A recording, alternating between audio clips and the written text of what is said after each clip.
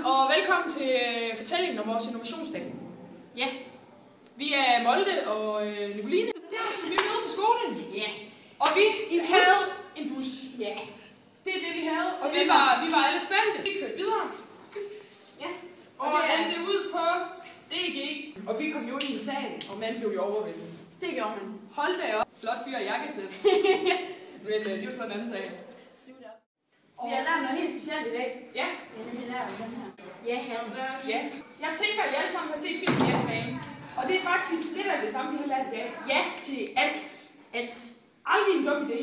Så vi lærer at få idéer også. Ja, og vi lærer ingen idéer er dumme. Man skal frem med alt, fordi det er først, når du har været fremme med 1000 dårlige idéer, at der kommer den ene gode. Udover det, så lærer vi noget meget vigtigt. Vi lærer skabe og vurdere. Vi startede med at skabe, og der skulle bare en hel masse idéer, og det var nemlig her, vi havde ja-hatten på. Det havde vi. Så vi lærte om hjerne i dag. Det er en hjerne. Ja, lidt biologi skal der jo til. Højre og venstre. Ja, højre det her. Det er venstre. De skal jo helst arbejde sammen, for at man kan få den allerbedste idé. Men det er faktisk over i højre her, vi har den kreative del. Og det er simpelthen den, vi skal have ind på, når vi skal have alt det her innovation. Så lærte vi, at man får idéerne om natten. Ja.